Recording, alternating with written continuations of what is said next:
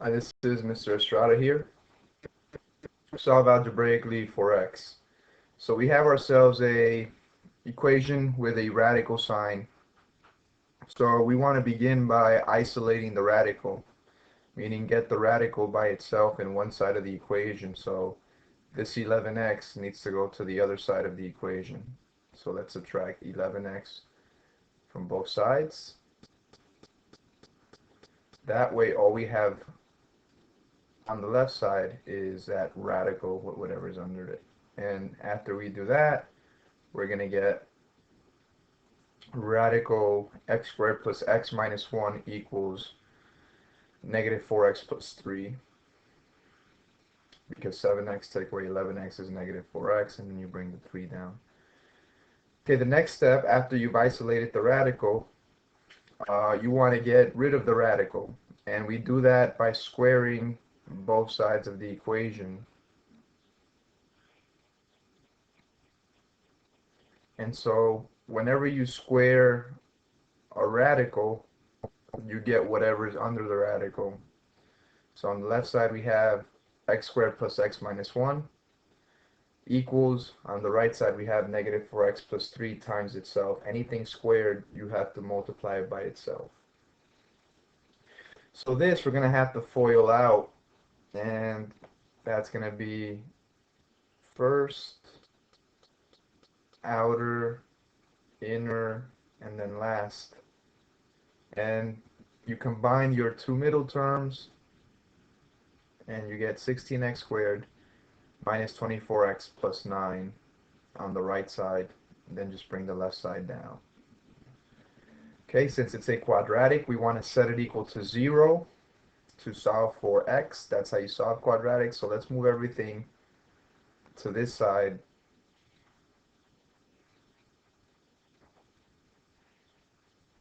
And we're going to be left with 0 on the left side. Everything canceled out. That's what we want, because we want to solve for this quadratic. So we're going to get 15x squared minus 25x plus 10 on the right side. Maybe we could write it like this. Most people are righties and they like to have that 0 on the right side. Sorry, not discriminating against the lefties there. Alright, now we can divide everything by 5 just to make the factoring a little easier later. And we are gonna get 3x squared minus 5x plus 2. Okay, now here, to solve for x, you can use the quadratic formula. You can use completing the square method. Well, what I'm gonna do in this video is use the factoring by grouping method. And I'll have other videos where I cover those other methods. So, okay, so for factoring by grouping, you're going to multiply the 3 by the 2, and you're going to get 6. And what we want to do now is we want to rewrite this trinomial, but with 2 new middle terms. So we're going to rewrite this trinomial, but with 2 new middle terms. Now here's the thing. Those 2 new middle terms have to be factors of 6, and they have to add up to the old middle term, which is negative 5. So that means we're going to use negative 3x and negative 2x. Right? Because negative 3 times negative 2 is positive 6. And negative 3 plus negative 2 is negative 5. Those are the only factors of 6 that would work. Okay, now we're going to split this down the middle, and we're going to factor this side here with 1 bubble, and we're going to factor this side here with 1 bubble. When I say bubble, I mean sets of parentheses. My apologies to those of you that are not my students and didn't know what I meant by that. So on the left side, we're going to factor out a 3x. And 3x times x gives us 3x squared, and 3x times -1 gives us -3x. On the left side here, we're going to factor out a 2. 2 times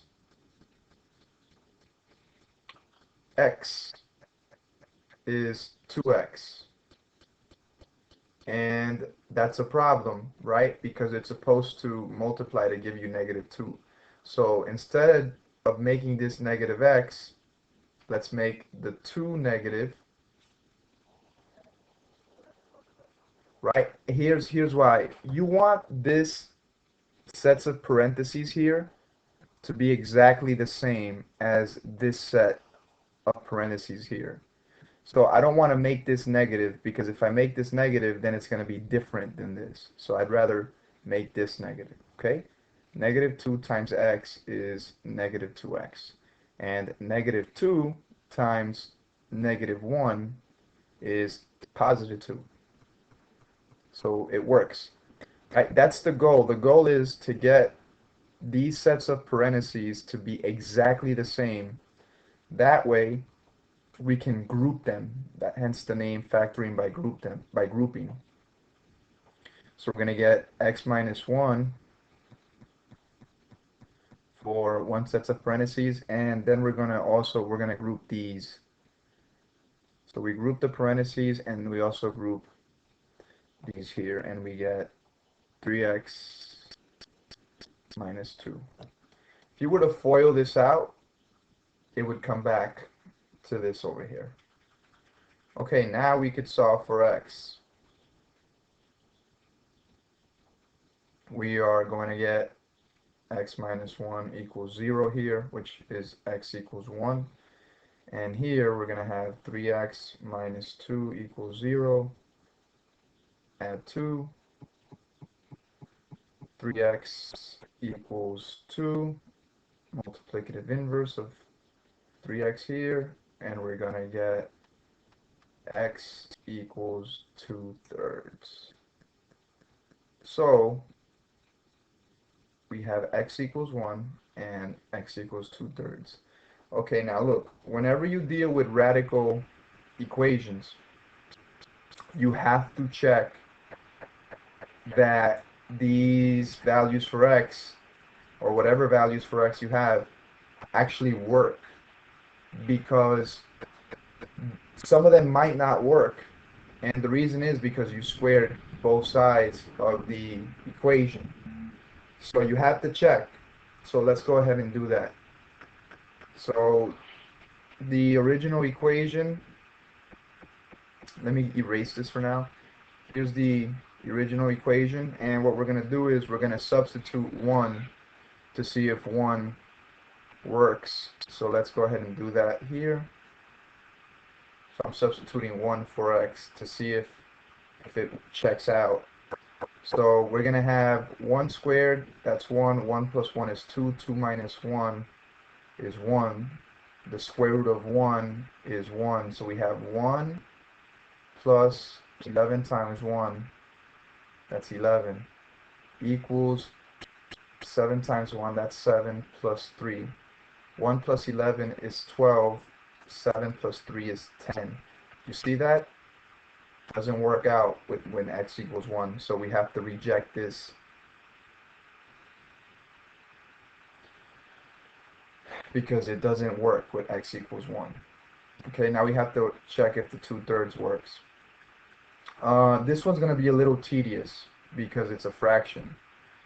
So what I'd like to do is, let me just show you quickly on the calculator,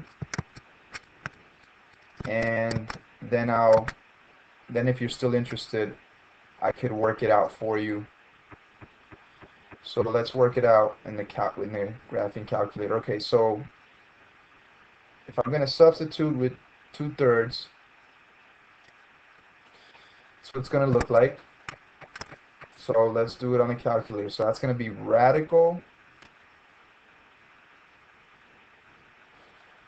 parentheses 2/3 So 2 over 3, 2 divided by 3, you can write the fraction as a division, squared plus 2 over 3, put it in parentheses, minus 1, close the parentheses, plus 11 times 2/3, close that, and this is what we get on the left side. So all this equals 7.66667, which is really just 7 2/3. So let's see if we get the same thing on the right side. And it's not, let's see, so it's going to be 7 times 2/3. That's that, plus 3. And yes, we do get the same exact thing on the right side. So that was a nice quick way to check it with the calculator. Make sure that the equation is balanced when you substitute 2/3. So 2/3 does work. And that's going to be our solution to this problem. Now let me just show you how you would work it out without the calculator for my fellow nerd students that like to see it worked out. Don't worry, I'm a nerd too. Nothing wrong with that. Okay, so we got 2 over 3 squared. That's going to be 4/9. Bring everything else down. 11 times 2/3, that's 22 over 3. Please keep in mind, this is 11 times 2/3. Okay, and then this is 7 times 2/3. That's going to be 14 over 3. Okay, now to combine this, we have to get a common denominator, so we have to multiply this by 3. So we have to multiply the numerator by 3 also. So that's going to be 4 plus 6. 4 plus 6 is 10, so you're going to get 10/9 there. So you get radical 10/9 minus 1. Bring everything else down. In order to combine this, you also need a common denominator. So I have to multiply this by 9, and I have to multiply the top by 9. And that's going to be 10 minus 9 on the numerator, so that's 1. So you get radical 1/9 minus 22 over 3. Sorry, not minus. You're going to get radical 1/9 plus 22 over 3. Pardon me. Equals 14 over 3 plus 3. The square root of 1/9 is 1/3. In case you don't realize, square root of 1/9 is really just square root of 1 over the square root of 9, which is just 1/3. 1/3 plus 22/3, that's going to give you 23/3. On this side over here, 14 over 3 plus 3, you need a common denominator here. So you have to multiply the denominator by 3 there. You got to multiply the numerator by 3 here. So that's going to be 14 plus 9. That's going to be also 22 over 3. And 23 over 3. And 23 over 3 equals 23 over 3. So it checks out. Okay, I hope that helped. Sorry if it got a little long here at the end, but it works out perfectly fine. If you have any questions, leave me a comment. I hope that helps. Take care.